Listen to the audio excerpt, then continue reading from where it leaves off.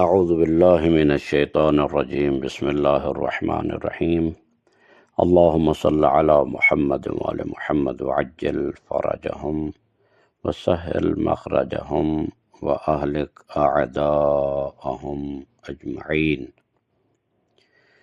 قال اللہ الحکیم فی خطابہ المتین بسم اللہ الرحمن الرحیم یا ایہا الذین آمنوا اتقوا اللہ وکونوا مع الصادقین۔ مومنین و مومنات، خداوند متعال آپ سب کی توفیق و تائیدات میں اضافہ فرمائے۔ خطبہ متقین کے 28ویں لیکچر کے عنوان سے امیر المومنین علیہ السلام کا فرمان عفت اور پاک دامنی کے خصوصیات کے بارے میں مولا فرماتے ہیں متقی کون ہوتا ہے۔ متقی کی ایک صفت جو ہے اس کے بارے میں ارشاد فرماتے ہیں وَأَنفُسُهُمْ عَفِيفَةٌ، اور ان کے نفوس پاک و عفیف ہوتے ہیں۔ یہ جملہ نہج البلاغہ کے مشہور خطبہ متقین 184 کا ایک حصہ ہے، جس میں امیر المومنین علیہ السلام متقی شیعوں کے صفات بیان فرماتے ہیں۔ اس میں اس خطبے میں 14ویں صفت عفت و پاک دامنی کو بیان کیا گیا ہے، جس کے ذریعہ شیعیان علی حیدر کرار کی پاکیزہ زندگی کی وضاحت ہوتی ہے۔ عفت اور پاکیزگی انسان کو ملکوتی بناتی ہے۔ امام علی علیہ السلام فرماتے ہیں لَقَادَ الْعَفِيفُ أَن يَكُونَ مَلِكًا مِّنَ الْمَلَائِكَةِ، بے شک یقیناً عفیف اور پاکیزہ انسان قریب ہے کہ وہ ملائکہ میں سے ہو جائے۔ حکمت نمبر 466 ہے نہج البلاغہ کی، اس میں امیر کائنات کا یہ بیان ہے۔ یعنی جو شخص اپنی خواہشات پر قابو پا کر عفت اور پاک دامنی اختیار کرے، وہ اتنا نورانی اور بلند ہو جاتا ہے کہ اس کی صفات ملائکہ کے قریب پہنچ جاتی ہیں۔ اسی لیے متقین کو فرشتہ صفت کہا گیا ہے اور کہا جاتا ہے۔ متقین ان کے اندر صفات ملائکہ پیدا ہو جاتی ہیں، یعنی عصمت، پاکیزگی۔ کیا ملائکہ کو دیکھا جا سکتا ہے؟ امیر المومنین علیہ السلام کے خطبہ اول میں مضروبۃ بینہم وبین من دونہم حجب العزہ واستار القدرہ، ملائکہ اور ان کے نیچے والے افراد کے درمیان عزت کے حجاب اور قدرت کے پردے ہیں۔ یعنی عام لوگ ملائکہ کو نہیں دیکھ سکتے، کیونکہ ان کے اور ملائکہ کے درمیان عزت و قدرت کے پردے حائل ہوتے ہیں۔ اگر کوئی انسان عزت و طہارت کے ساتھ زندگی گزارے اور عبادت و بندگی کے ذریعہ ملکوتی قوت حاصل کرے تو وہ ملائکہ کو دیکھنے اور ان کے ساتھ رابطہ رکھنے کی صلاحیت پیدا کر لیتے ہیں، جیسا کہ اولیاء اللہ اور ائمہ اطہار علیہ السلام نے ملائکہ سے رابطہ کیا۔ اور محدث، ایک عربی کا لفظ ہے محدث، وہ جو ملائکہ سے کلام کرتے ہیں۔ ان میں جناب زہرا سلام اللہ علیہا کا لقب تو محدثہ ہے، دال کے اوپر زبر، محدثہ۔ ایک ہوتا ہے محدث، محدثہ یعنی جو حدیثیں بیان کرے، اس کو کہتے ہیں محدثہ۔ اور محدثہ اس بی بی کو لقب ہے، اور وہ کمال ہے بی بی کا کہ جو فرشتوں سے کلام کرتی تھی، وہ جناب زہرا سلام اللہ علیہا۔ اور اسی طرح یہ تو بی بی معصومہ ہیں، لیکن حضرت سلمان محمدی جو منا اہل البیت کا مصداق ہے، السلمان منا اہل البیت، تو وہ سلمان کے بارے میں ان سلمان کان محدثا، سلمان بھی محدث تھے، سلمان فرشتوں سے کلام کرتے تھے۔ سلمان محمدی کی زندگی بہت پاکیزہ ہے اور ان کی تاریخ بہت لمبی ہے۔ بعض روایات میں ہے کہ یہ سابقہ جو نبی تھے حضرت عیسیٰ علیہ السلام، تو ان کے حواریوں میں سے اور ان کے اوصیاء میں سے تھے، یہ بھی ملتا ہے۔ یعنی سلمان ایک عظیم شخصیت تھے، تو وہ بھی محدث سے، فرشتوں سے کلام کیا کرتے تھے، فرشتوں کے ساتھ رابطہ تھا۔ ٹھیک ہے، البتہ یہ کہ ممکن ہے کہ فرشتوں کو اس آنکھ سے نہ دیکھ سکتے ہوں، لیکن فرشتوں کے ساتھ کلام ضرور کیا کرتے تھے۔ عفت اور عقل، یعنی پاک دامنی اور عقل انسان کی برتری کا معیار ہے، بڑائی کا معیار ہے، بلندی کا معیار ہے۔ عبداللہ بن سنان نے امام جعفر صادق علیہ السلام سے سوال کیا، کیا ملائکہ برتر ہیں یا انسان؟ تو امام صادق علیہ السلام نے جواب دیا، انہوں نے جواب دیا کہ امام علی علیہ السلام نے فرمایا، الملائکۃ عقل بلا شہوہ والبہائم شہوۃ بلا عقل والانسان عقل والشہوہ فمن غلب عقلہ شہوتہ فہو خیر من الملائکہ۔ ملائکہ میں عقل ہے مگر شہوت نہیں، جانوروں میں شہوت ہے مگر عقل نہیں، لیکن انسان میں دونوں ہیں۔ لہذا جو اپنے عقل کو اپنی شہوت پر غالب کر لے وہ ملائکہ سے بہتر اور برتر ہے۔ یہ حدیث وسائل الشیعہ جلد 15 صفحہ 210 میں موجود ہے۔ یعنی عقل و تقوی کی بدولت انسان کا مقام ملائکہ سے بھی برتر ہو سکتا ہے، اور اس کے برعکس اگر شہوت غالب آ جائے تو وہ جانوروں سے بھی بدتر ہو سکتا ہے، جس طرح کہ قرآن مجید میں اس کے بارے میں ہے۔ ویسے تو خدا فرماتا ہے کہ لقد خلقنا الانسان فی احسن تقویم، ہم نے انسان کو احسن تقویم پر پیدا کیا، لیکن کچھ ایسے ہوتے ہیں کہ جو اسفل السافلین پر پہنچ جاتے ہیں، یعنی گر جاتے ہیں۔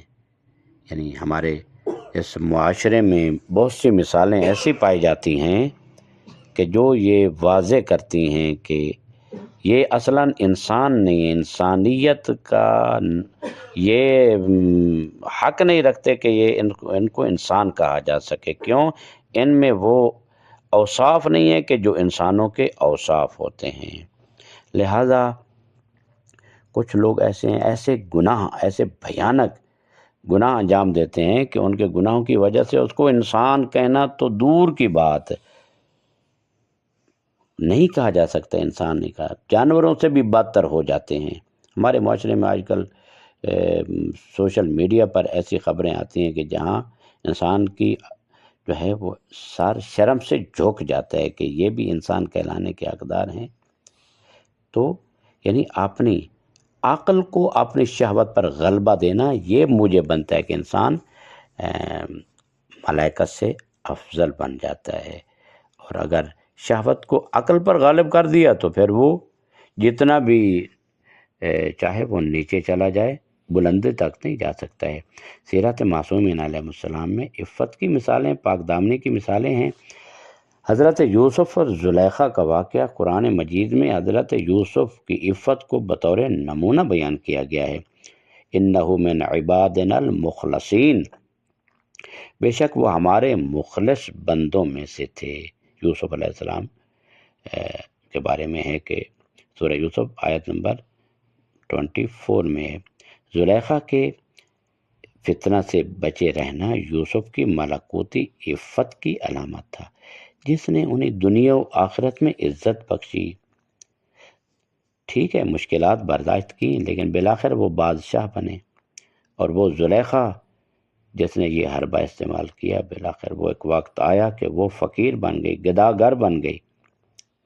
عزت یوسف کو ملی اور فقر زلیخا کی طرف چلا گیا۔ حضرت زہرا سلام اللہ علیہا کی عفت، رسول اکرم نے فرمایا، یا فاطمہ تو بضعۃ منی فمن اذاہا فقد اذانی، فاطمہ میرے وجود کا ٹکڑا ہے، حصہ ہے، جو اسے اذیت دے وہ مجھے اذیت دیتا ہے۔ یہ صحیح بخاری جلد 3 صفحہ 114 پر یہ حدیث موجود ہے۔ یہ اہل سنت بھی سن لیں، شیعہ بھی سن لیں کہ یہ اہل سنت کی کتاب میں بھی موجود ہے کہ فاطمہ میرا ٹکڑا ہے، جو اسے اذیت اور تکلیف پہنچائے گا، رنج پہنچائے گا، وہ اس نے مجھ رسول اللہ کو اذیت پہنچائی۔ حضرت فاطمہ نے حجاب، پاک دامنی اور عزت کی سب سے بلند مثالیں پیش کی ہیں۔ جناب زہرا سے پوچھا گیا کہ بہترین عورت کون ہے؟ تو بی بی نے کہا کہ بہترین عورت وہ ہے کہ جو نہ کسی نامحرم کو دیکھے اور نہ کوئی نامحرم اس کو دیکھے۔ اور ایک فرمان میں بی بی نے کہا کہ بہترین عورت کون سی ہے؟ تو بی بی نے فرمایا بہترین شوہرداری، جہاد المرأہ، عورت کا جہاد کیا ہے؟ تو بی بی نے فرمایا جہاد المرأہ حسن التبعل، یعنی عورت کا جہاد اور عورت کا کمال اس میں ہے کہ وہ بہترین شوہرداری کرے، شوہر کی عزت، احترام اور اس کی عزت کی حفاظت، اس کے مال کی حفاظت، اس کی اولاد کو پروان چڑھانا، ان کی اچھی تربیت کرنا، اس شوہر کی عدم موجودگی میں اس کی حرمت و عزت کا خیال رکھنا، یہ تمام شوہرداری کے بہترین پوائنٹ ہیں جو حضرت صدیقہ طاہرہ نے بیان فرمائے۔ امام علی علیہ السلام کی عفت اور غیرت۔ امام علی علیہ السلام نے ایک عورت کو نامحرم مردوں کے درمیان بے پردہ دیکھ کر فرمایا اما تستحی هذه المرأة اما تغارون علیہا، کیا یہ عورت شرم نہیں کرتی؟ کیا تمہیں اس پر غیرت نہیں آتی؟ مردوں سے کہا۔ عفت اور تقوی۔ لشکر علی اور لشکر معاویہ کا فرق کیا ہے؟ امیر المومنین علیہ السلام کے بعد ان کے بھائی عقیل معاویہ کے دربار میں گئے، جہاں معاویہ نے ان سے پوچھا، جب وہ واقعہ آپ سب کو معلوم ہے کہ جب مولا علی علیہ السلام کے پاس آئے اور مطالبہ کیا کہ مجھے کچھ اضافی دیا جائے، تو مولا نے ایک لوہے کی سیخ کو گرم کیا اور اس کے قریب کیا تو وہ چیخنے لگے۔ تو مولا نے فرمایا اے عقیل بھائی، تو اس دنیا کی آگ سے چیخ رہا ہے، کیا میں تجھے اس سے مال سے دے دوں جو میرا مال نہیں ہے؟ کیا اس مال سے میں ڈکیتی کروں اور پھر میں آخرت کی آگ میں جلوں؟ تو دنیا کی آگ برداشت نہیں کر سکتا، میں کیسے آخرت کی آگ برداشت کروں گا؟ تو اس کے بعد حضرت عقیل معاویہ کے دربار میں گئے ہیں، جب معاویہ نے ان سے پوچھا لشکر علی اور میرے لشکر میں کیا فرق ہے؟ تو عقیل نے کہا میں نے علی کے لشکر میں بس عبادت کرنے والے دیکھے، کوئی تلاوت کر رہا تھا، کوئی نماز میں مصروف تھا، وہ رات کے زہد اور دن کے شیر تھے، یعنی رات کے وقت زہد کرتے تھے، زاہد تھے، عبادت کرتے تھے اور دنیا سے پہلو تہی کرتے تھے اور دنیا سے گریز کرتے تھے، اور دن کے وقت وہ شیر صفت تھے۔ لیکن تیرے لشکر میں نے صرف فاسق، منافق اور دنیا پرست دیکھے۔ نہج بلاغہ ابن ابی الحدید جو ہیں، انہوں نے دوسری جو جلد ہے اس نہج بلاغہ کی شرح صفحہ 124 پر اس کو لکھا ہے کہ حضرت عقیل نے معاویہ کو خطاب کرتے ہوئے یہ بات کی۔ امیر المومنین علیہ السلام کے متقی شیعہ عفت، تقوی اور پاکیزہ زندگی کے حامل ہوتے ہیں۔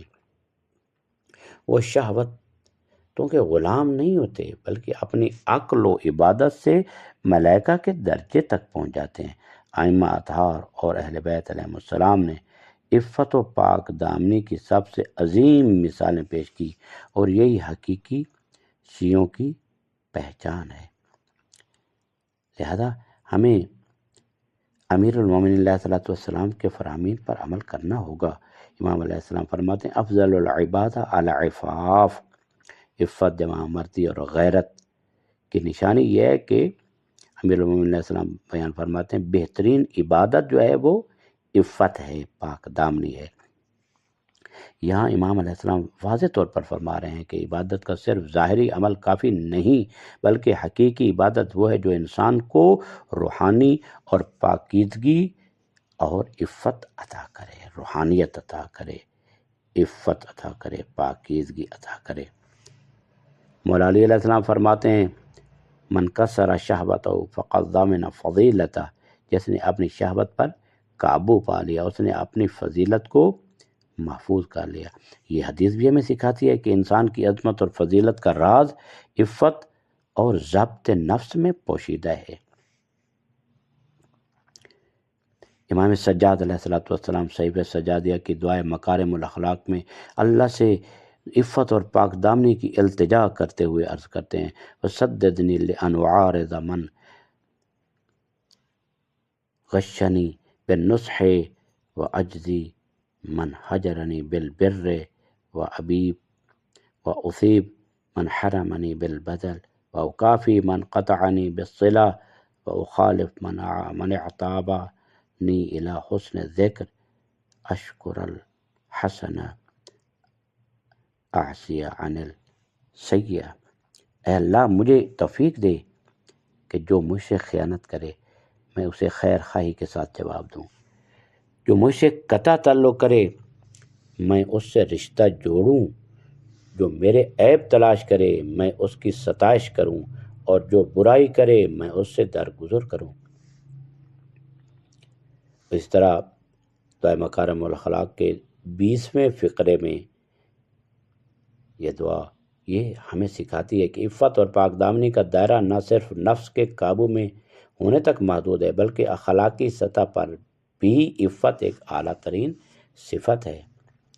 نظریں نیچی رکھنے کی تاکید کی گئی ہے۔ امام سجاد علیہ السلام فرماتے ہیں اللہم وفرع قلبی لمحبتک واشغلہ بذکرک والہم خشیتک والتحاف بمراقبتک۔ اے اللہ میرے دل کو اپنی محبت کے لیے فارغ کر دے، اسے اپنے ذکر میں مشغول کر دے، اور مجھے تیری خشیت اور تیرے خوف کے ذریعے تقویت عطا کر، مجھے اپنی خشیت اور خوف کے ذریعے تقویت عطا کر۔ یہ دعا اس حقیقت کو اجاگر کرتی ہے کہ عفت صرف جسمانی نہیں بلکہ روحانی اور قلبی بھی ہے۔ ایک عفیف شخص نہ صرف اپنے بدن سے بلکہ دل سے اور دماغ سے بھی پاک ہوتا ہے۔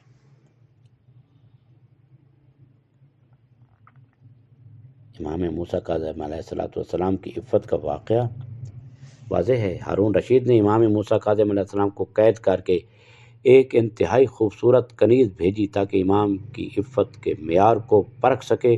جب وہ کنیز امام کے پاس پہنچی تو آپ نے فرمایا ان ھذا لا یحل لی، یہ عورت میرے لیے حلال نہیں ہے۔ امام نے عفت و پاک دامنی کا ایسا مظاہرہ کیا کہ وہ عورت خود متاثر ہو کر متقی اور پرہیزگار بن گئی۔ جب آئی تو فاحشہ تھی اور جب واپس لوٹی تو عابدہ بن کر نکلی۔